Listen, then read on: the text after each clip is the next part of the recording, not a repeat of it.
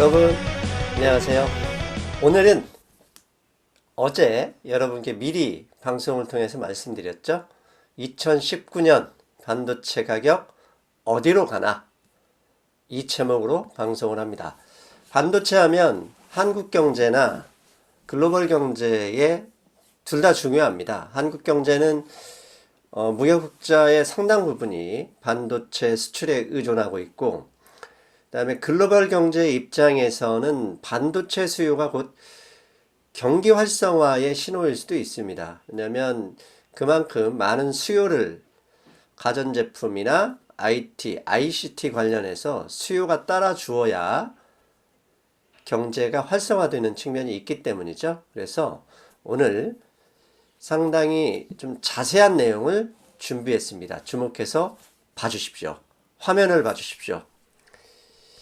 먼저 반도체 가격이 2019년에 어디로 가는지를 알기 위해서는 최근에 반도체 가격이 지수상으로는 디램 익스체인지 인덱스 지수상으로는 약 11% 정도 하락했습니다. 그러면 하늘 높은 줄 모르고 올라가던 이 반도체 가격이 왜 하락하게 됐는지 그 이유부터 찾아야 될 것 같습니다. 그 이유를 찾으면 그 원인이 해소된다면 가격은 올라갈 수 있는 것이고, 그 원인이 해소되지 않으면 당연히 추가적으로 하락할 수 있기 때문이죠. 과거, 그 다음에 최근까지 반도체 시장의 수요 공급망의 가장 중요한 원인은 첫 번째, PC 및 가전제품 수요였습니다. 이 PC 및 가전제품 수요는 지난 20년 전, 10여 년 전과는 비중이 많이 줄어들었죠.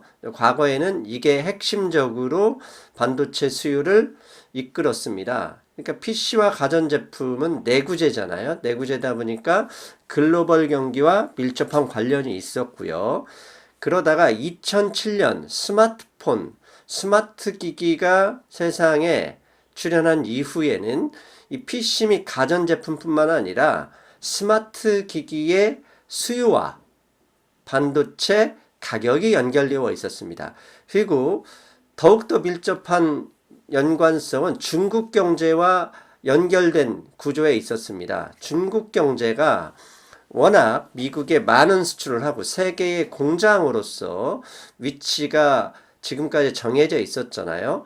그런데 작년 3월 이후로 본격적으로 미국과 중국의 무역 분쟁이 시작되었고, 그 무역 분쟁의 결과로서 반도체 수요가 일시적으로 정체가 됐다. 이런 이유로 최근 반도체 가격이 약 10에서 15% 정도 사이에 가격 하락 조정을 보이고 있다. 이게 반도체 가격, 지난 1년의 가격 하락의 가장 큰 원인이었습니다. 이 가격 하락이 얼마나 하락했는지 디램 익스체인지 인덱스, 즉 디램 가격 지수를 통해서 확인할 수 있는데요.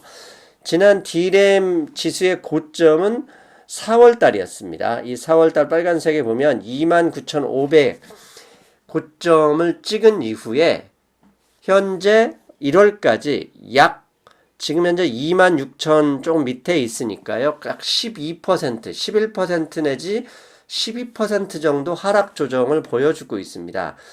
우연의 일치일 수도 있지만요. 이 3월과 4월이 원래 1월 달에 태양광 판넬과 알루미늄 일부 철강 제품의 중국산에 대해서 관세를 부과하면서 갈등이 시작되다가 4월 이후에 중국이 그에 대한 보복 이후에 트럼프 대통령이 강경책이 나오면서 지난 8개월간 중국과 미국의 무역 분쟁이 강화됐잖아요.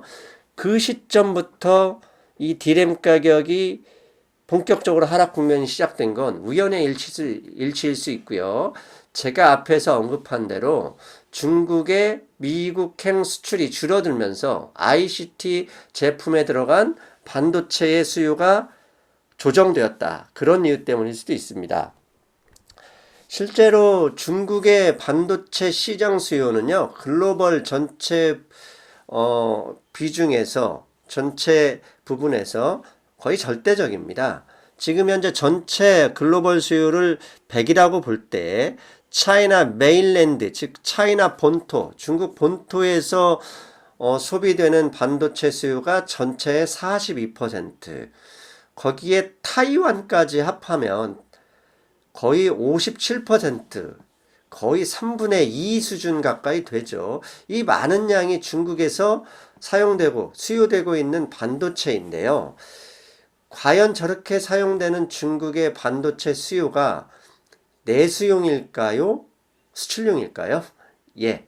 굳이 뭐 과학적인 데이터나 객관적인 수치를 대지 않아도 여러분도 알고 저도 압니다.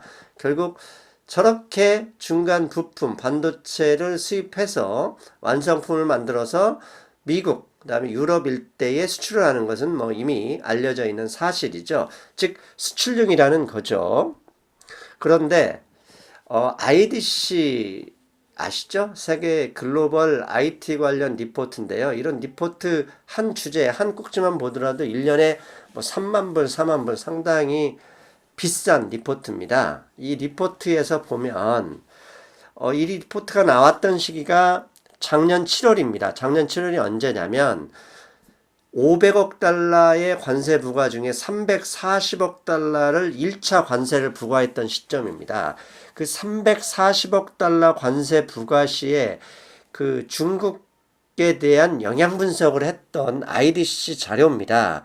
근데 왼쪽에 보면 GDP 사이즈, 이 340억 달러의 관세를 추가적으로 부과되니 GDP가 250억 달러 규모로 축소될 것이고, 차이나 ICT 마켓 사이즈와 성장에서는 약 40억 달러의 하락을 예상했습니다. 금액을 따지면 별로 안 됩니다만 저게 340억 달러 관세 영향이에요. 그런데 저 이후에 10월 달에는 무려 2천억 달러 추가적으로 추가 관세가 부과됐잖아요. 그래서 총 그때까지 2,500억 달러가 됐지요. 그렇게까지 감안하면 IDC에서 요구한 저수치는 더 늘어날 수밖에 없겠죠. 즉 현재 규모는 2,500억 달러고 산술적으로 피해 규모를 보더라도 현재 여기에서 제시한 금액의 약 7배 이상이 된다는 얘기입니다.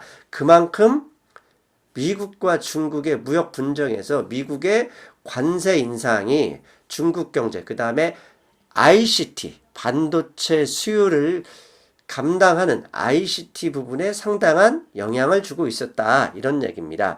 이미 2주 전에 제 방송에서 저게 있었지 않습니까? 중국이 10월 이후에 미국의 수출 오더, 신규 수출 오더, 뉴 엑스포트 오더가 아예 그냥 급전직하하고 있는 거 보여드렸습니다. 그래서 다시 한번 가져왔는데요. 여기 보면 왼쪽이 신규 수출 오더고요. 오른쪽이 수입입니다. 근데 우리가 관심돼야 되는 것은 당연히 수출이 줄면 수입이 줍니다. 왜냐하면 중국이 자급자족하는 부품 자급자족하는 나라가 아니잖아요. 한국의 반도체, 한국의 부품, 일본의 부품 등을 수입해서 완성품을 만들어 미국이나 유럽에 나가는 구조이기 때문에 저렇게 많이 수출이 줄고 있으니 한국산 반도체에 대한 수요도 줄어들고 있었다는 얘기입니다. 그래서 이 10월 이후에 수출이 얼마나 줄어들었냐면 무려 400억 달러 줄어들었고요. 수입은 영어로 노스다이빙이나 코 밑에 바로 그냥 이렇게 훅 떨어지잖아요. 그러니까 무려 100억 달러 이상 수입은 더 많이 급격하게 줄어들고 있었다. 이런 얘기입니다. 즉 중국 반도체의 수요, 중국 반도체, 타이완까지 포함하면 글로벌 전체 반도체 시장의 57%, 중국 본토 비중만 42%의 반도체 수요의 대부분은 저렇게 완성품을 만든 이후에 수출하는 수출용이었다. 그리고 한국 반도체 수출은 당연히 그 비중대로 약 40%를 중국에 수출합니다. 그래서 저렇게 수입해서 완성품으로 만들어 미국에 수출하는데 지난 2,500억, 총 2,500억 달러 관세 부과 이후에 실제로 10월부터는 미국행 수출이 급격하게 줄어들었습니다. 10월부터 줄었다는 얘기는 이미 몇 달 전부터 완성품을 제조하는 중국 업체에서 반도체 수요를 줄이고 있었을 것이고, 그런 수요가 줄면 전방위적으로 효과가 나타나죠. 마치 자산시장의 부채 디플레이션처럼 일어나잖아요. 그래서 미국과 중국의 무역 협상은 이렇듯 반도체 가격에 중요한 역할을 하는 데 있어서 지난 몇 달 동안의 관세 분쟁으로 중국의 반도체 수요, 그 다음에 이렇게 줄어든 수요가 실제 반도체 가격의 하락에도 영향을 주었다. 이렇게 결론을 낼 수 있죠. 그런데 최근 12월 이후로 중국과 미국의 협상 분위기가 좋아지고 있습니다. 트럼프 대통령이 공언한 대로 시진핑과 잘 되고 있다. 그 다음에 이번 주에는 지난 1월 7, 8, 9일 베이징 협상에 이어 워싱턴에서 장관급이 참석하는 2차 협상이 시작되잖아요. 이런 분위기는 앞으로 반도체 가격 면에서 보면 상당히 긍정적인 소식이 될 수 있다. 이렇게 말씀드릴 수 있겠습니다. 자, 제가 항상 강조하는 것 있죠. 환율은 거의 모든 것을 담는다. 그렇다면 미국과 중국의 무역 협상이 중국의 경상수지 흑자를 줄였고 수출을 많이 줄였잖아요. 이렇게 되면 당연히 위안화가 상승, 즉 위안화 가치 약세였었는데 지난 연말 이후에 위안화 환율이 6.908에서 6.747까지 하락했습니다. 즉 위안화 가치가 강세를 보였죠. 근데 이렇게 강세를 보였던 이유는 여러 가지 이유 중에 찾으면 찾을 게 있지만 가장 큰 핵심 이유는 미국과 무역 협상의 긍정적인 소식이었죠. 새해 들어 위안화가 강세를 시작한 이유도 지난 연말부터 트럼프 대통령과 미국과 중국의 분위기가 상당히 좋다. 이런 지속적인 소문, 그 다음에 트럼프 대통령의 발언 이런 거 있었거든요. 즉 현재까지의 위안화 환율만 보면 중국과 미국, 미국과 중국의 무역 협상은 상당히 잘 되고 있다. 잘 되고 있으면 그런 긍정적인 협상 소식인 반도체 가격에도 당연히 영향을 줄 수 있겠죠. 그래서 보니 이미 신문에서도 무역협상 긍정적 분위기라는 얘기가 나오고요. 그 다음에 7, 8일 예정되었던 7, 8일에 하루를 더 이어서까지 했던 베이징 회담에 이어서 다음 주에선 미국에서 협상이 시작된다. 이 부분에서도 더 좋은 소식을 기대할 수 있는 분위기는 앞에 위안화 환율에서 보여지고 있다. 이렇게 말씀드릴 수 있죠. 그 다음에 전체 반도체 가격의 이렇게 객관적인 지표라고 할 수 있는 여러 가지 중에 하나가 또 필라델피아 반도체 지수잖아요. 필라델피아 반도체 지수를 보면은요, 지난 연말에 저점을 찍은 이후에 토요일까지, 한국 시간으로 토요일 새벽까지 약 20% 정도 반등을 이루어냈습니다. 앞에 어쩌면 위안화의 강세의 시점과 거의 일치하죠. 새해 들어 위안화 강세와 거의 보조를 맞추면서 필라델피아 반도체 지수가 저렇게 올랐습니다. 필라델피아 반도체 지수에 관련해서는 일요일에 있었던 금융시장 브리핑에서 자세하게 말씀드렸기 때문에 일단 가볍게 넘어가겠습니다. 이렇게 필라델피아 반도체 지수와 함께요. 삼성전자, D램의 절대 강자죠. D램의 절대 강자 삼성전자 주가도 거의 동일한 흐름을 보이고 있다. 왜? 새해 들어 외국인들의 지속적인 매수를 기반으로 무려 20%의 가격 상승이 일어났죠. 연말에 37,250원이었던 주가가 지난 금요일 44,750원으로 끝났기 때문입니다. 이런 것도 결국은 반도체 가격의 긍정적인 분위기를 선반영을 하는 건 아니냐, 이렇게 우리가 유추할 수 있을 겁니다. 그 다음에 미국과 중국의 협상 진전 소식은 결국은 앞에서 말씀드렸던 대로 반도체 시장의 좋은 소식일 수밖에 없습니다. 왜냐하면 반도체의 절대 약 42%를 본토에서 소비하고 그 대부분을 완성품을 만들어서 미국에 수출하는 구조이기 때문에 미국과 협상이 잘 돼버리면 지금까지 밀려있던 이 수출이 다시 일어날 수 있잖아요.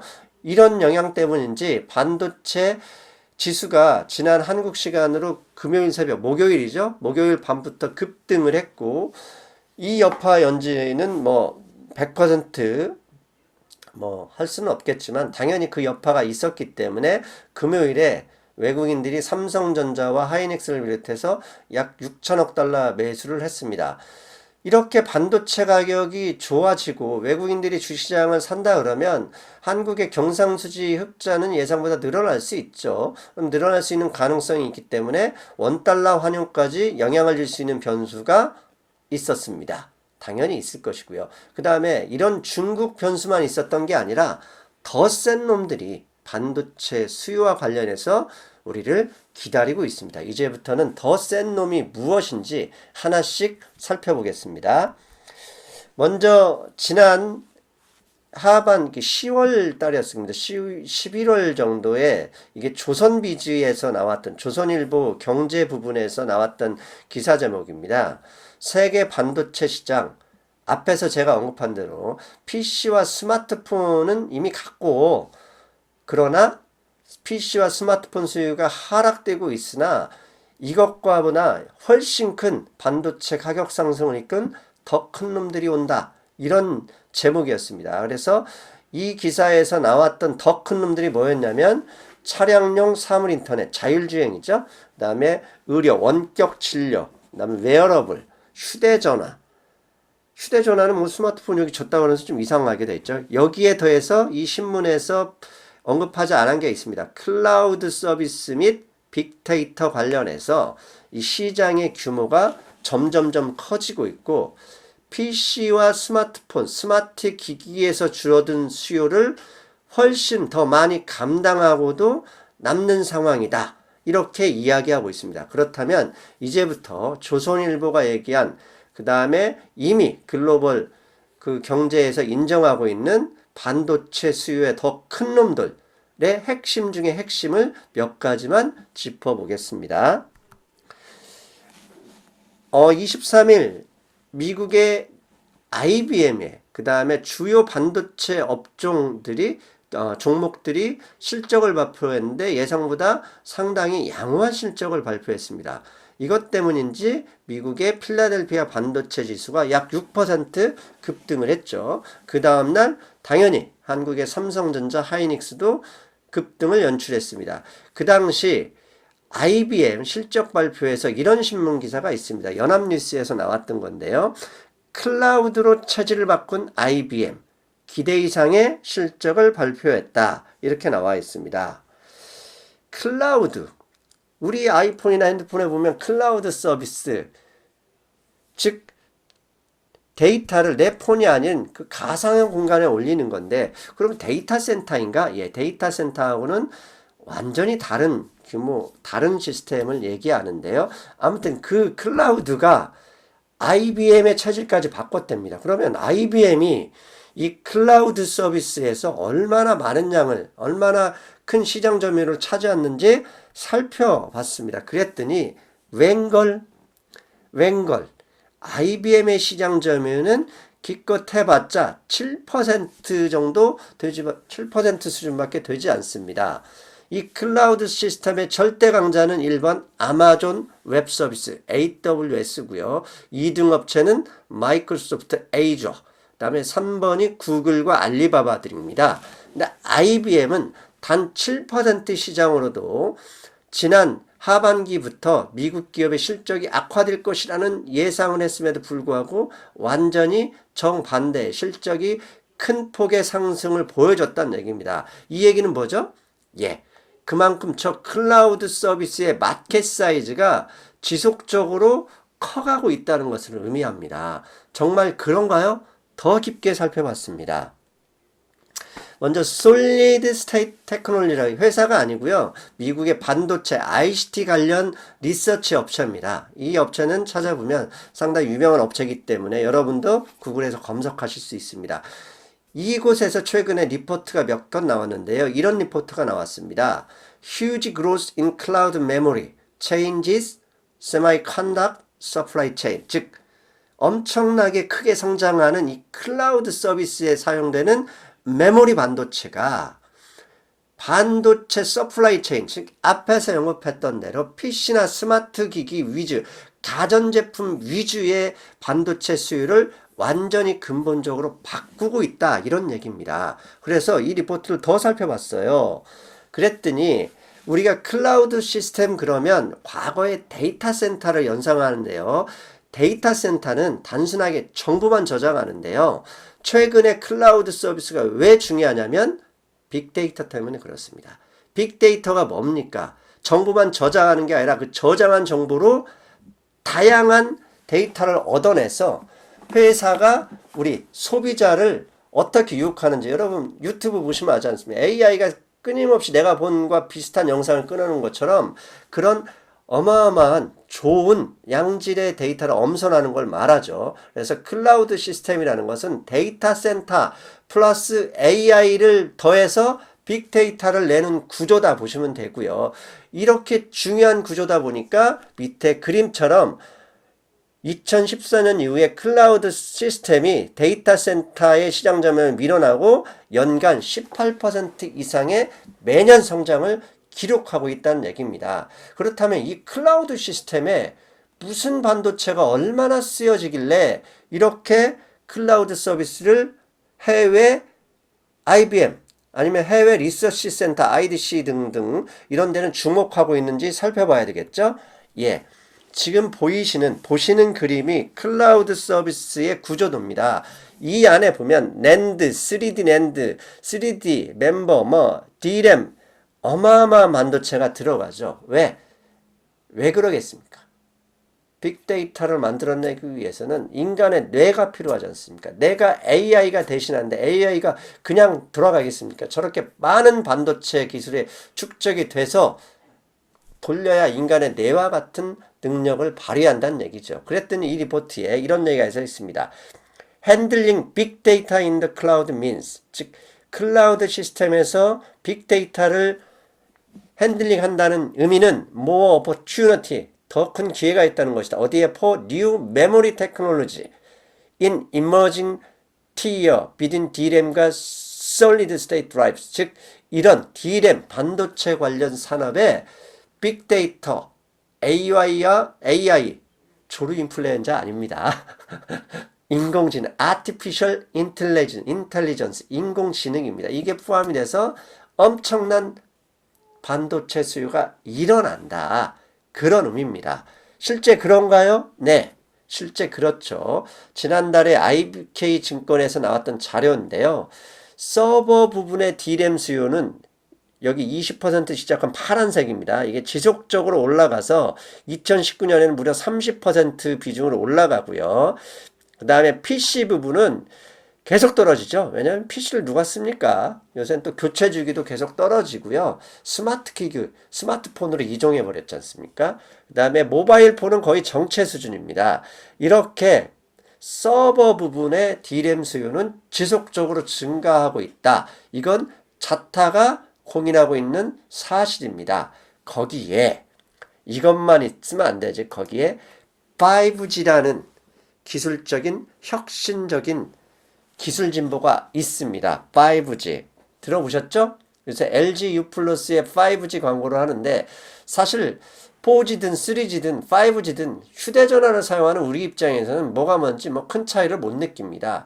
결국 5G가 완벽하게 우리 몸에 우리의 삶에 들어오려면 다양한 서비스가 나와야 되는데요. 그 서비스의 핵심은 뭐냐면 자율주행입니다. 자율주행과 AI가 합쳐서 자동차와 AI가 합쳐서 자율주행이 되고요.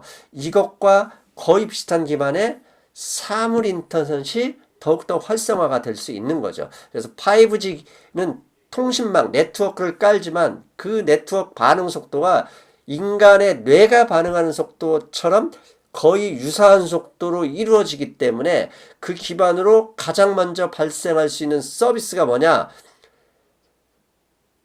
전장 기반의 자동차와 AI가 플러스된 자율주행, 그 다음에 이 자율주행에 반드시 필요한 사물 인터넷 기술이라는 거죠. 조금 막연하시죠? 막연하죠? 그래서 상승미소가 좀 더 깊이 들어갑니다. 여러분이 친구와 함께 제주도에 놀러 갔습니다. 근데 요즘 커피숍이나 카페에 보면 서로 앞에다 놓고도 가끔 카톡을 주고받죠. 문자로 주고받기도 합니다. 대화를 하지 않고요. 요즘 아이들의 가장 큰 아쉬운 점이고 나중에 인간관계에서도 상당히 큰 영향을 발휘할 대화 능력이 떨어집니다. 그런데요.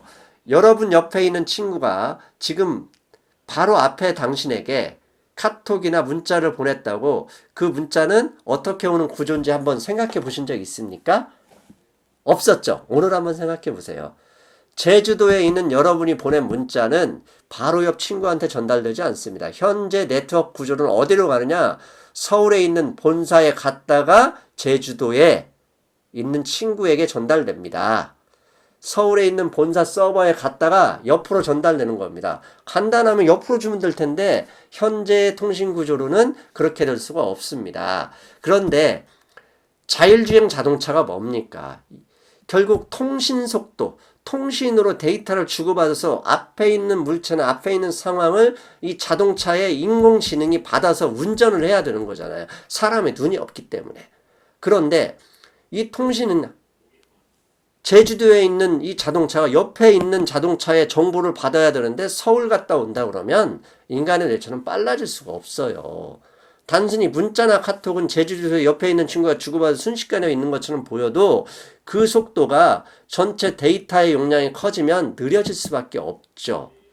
그래서 자율주행에서는 기존의 LTE, 4G 이런 네트워크로는 불가능합니다. 그 네트워크가 필요한 네트워크가 뭐다? 5G입니다. 5G. 5G의 반응 속도는 엄청난 데이터가 일시적으로 움직이고 세상 어느 곳에 있어도 터널에 있어도 산 밑에 산속에 있어도 뇌의 반응 속도와 같아진다. 이게 5G의 기본 네트워크입니다. 그 5G 기본 네트워크에서 가장 강자, 글로벌 가장 강자가 어디다? 안타깝지만 화웨이입니다. 화웨이가 가장 많은 특허와 기술적인 진보를 이루고 있기 때문에 최근 미국, 영국, 유럽, 심지어 한국, 삼성전자까지 화웨이를 누르고 싶어서 열심히 압박을 가하고 있는 거죠. 사실 트럼프 대통령에게 그 점은 우리가 감사해야 할 점입니다. 아무튼 이런 구조, 4G 기준으로는 자율주행 불가능하다. 그리고 5G에서는 중요한 게 뭐냐? 자동차가 앞만 보고 간다 그러면 그럴 수가 없어요. 인간의 뇌는 멀리서 봐도 그림자만 봐도 저게 사람이다 알 수 있지만 기존의 지금의 인공지능으로서는 처음부터 끝까지 전체를 분석해야 그게 사람이고 저게 차고 멈춰야 될 장소를 알 수밖에 없습니다. 그렇다면 이 자동차가 자율주행 자동차가 오로지 본사에서 정보를 얻는다 그러면 느릴 수밖에 없어요. 그럼 자동차는 어떻게 해야 인간의 뇌처럼 이 실시간으로 정보를 이해하고 자율주행이 가능하느냐? 자동차 대 옆에 자동차. 지금까지 옆에 자동차와 자동차가 서로 통신할 수가 없었지 않습니까? 근데 자동차와 자동차가 연결해서 통신하고 자동차와 신호등, 자동차와 본사, 자동차와 사람, 자동차와 휴대전화 이렇게 사물 대 사물, 사물 대 사람, 사람 대 사람이 실시간으로 완전히 거미줄처럼 연결이 되어야 자율주행이 가능합니다. 그렇다면 여러분 자동차와 자동차가 연결이 되고 자동차와 휴대전화가 연결하고 자동차와 신호등이 연결되고 이 모든 사물이 연결되려면 사물에 뭐가 필요하죠? 뇌가 필요합니다. 뇌가. 인간의 뇌를 대신할 수 있는 게 뭡니까? 반도체죠. 반도체입니다. 즉 5G 네트워크를 깔리게 되면 결국은 이루어질 첫 번째 서비스가 자율주행. 자율주행이랑은 완전히 무생물인 차에 AI를 넣고 AI를 넣는다는 얘기는 반도체를 집어넣고 인간의 뇌와 같은 역할을 하는데 이걸 본사와 주고받는 게 아니라 본사, 옆에 차량, 앞에 신호등, 다른 사람의 휴대전화, 다른 기지국까지 모든 신경망을 연결해서 이루어낼 수 있다는 얘기입니다. 이렇게 많은 모든 사물이 연결되는 구조가 될 경우 필요한 게 뭡니까 여러분? 뭐다? 반도체란 얘기입니다. 반도체. 이렇게 많은 반도체. 앞으로 5G. 얼마 전에 미국에서 CES가 열렸잖아요. 거기에서 대부분 나온 게 뭡니까? 5G. 자율주행. 최근에 한국의 코스닥도 이 분위기에 따라서 이와 관련한 많은 주식들이 들썩이고 있지 않습니까? 자, 제가 토요일에요. 한국은행이 2019년 경제전망에서 발표했던 자료 중에 약간 의문을 던진 점이 그거잖아요. 설비 투자가 2018년에 마이너스였는데 2019년에 플러스로 감안하고 있다. 그런데 하반기에 설비 투자를 GDP의 6.3%로 플러스 보고 있는 근거가 뭐냐? 근거 없이 이렇게 되는 게 좀 이상하다라고 말씀드렸잖아요. 찾아보니까 결국은 하반기에 삼성전자나 하이닉스가 이러한 반도체 수요를 감안해서 본격적인 설비 투자를 늘릴 가능성이 높다고 본 것 같더라고요. 제가 지인을 통해서 확인했습니다. 그래서 신문을 찾아봤더니 중앙일보에서요. 작년 7월에 이런 기사가 나왔습니다. SK 하이닉스가 15조 들여 2천 공장을 증설한다. 그래서 기사를 봤더니 이런 얘기 나와 있습니다. 지난 7월 27일 SK 하이닉스는 임시위사회를 열고 5만 3천 평방미터 부지에 2020년 10월까지 새 공장을 완공하기 위해 올 연말 공사를 시작하기로 결정했다. 올 연말이 작년 12월에 공사를 시작했고요. 이 공사가 공장 터닫고 만들면 그 다음에 설비 투자, 반도체 공정 장비가 들어가겠죠. 이런 것을 감안해서 제가 볼 때 한국은행이 하반기에 설비 투자를 상당히 많이 잡아놨을 개연성이 높다. 이렇게 말씀드릴 수 있겠습니다. 자, 이제 저 쉼 없이 달려온 거 아시죠? 쉼 없이 달려왔지만 결론을 내드려야 되겠습니다.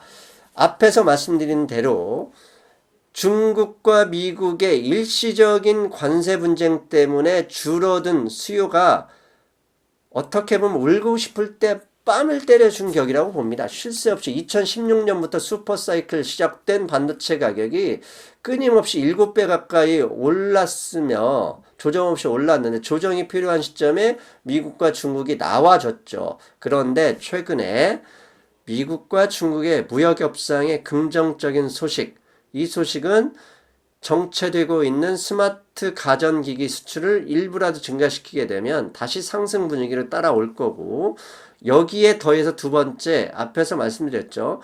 빅데이터와 딥러닝으로 부장한 데이터 센터, 즉 클라우드 서비스의 지속적인 성장, 연평균 18%의 성장을 기대하고 있는 이런 상황. 거기에 한 가지 더해서 5G, 이제 본격적으로 시작될 5G 기반의 자율주행, 인공지능, 사물 인터넷 등의 활성화는 D램 수요를 한 단계 레벨업 시킬 가능성이 충분하다.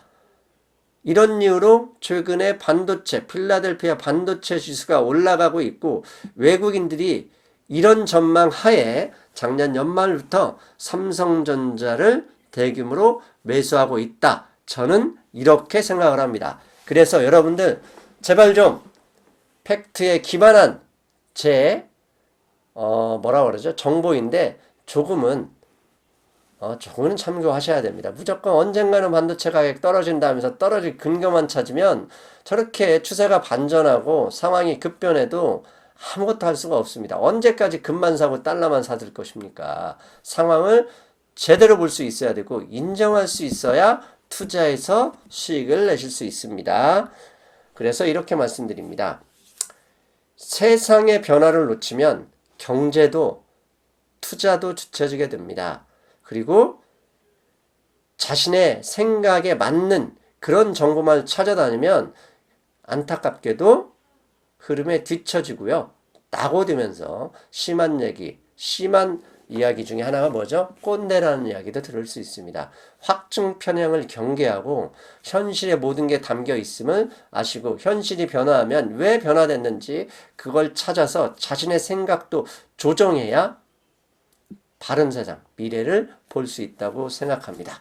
자, 반도체 가격 2019년 한국은행이 예상한 대로 하반기보다 더 빨리 더 반전할 수도 있을 것이다. 그리고 앞으로 향후 몇 년 동안은 반도체 가격 견고한 상승은 기대할 수밖에 없다. 이렇게 말씀드리겠습니다.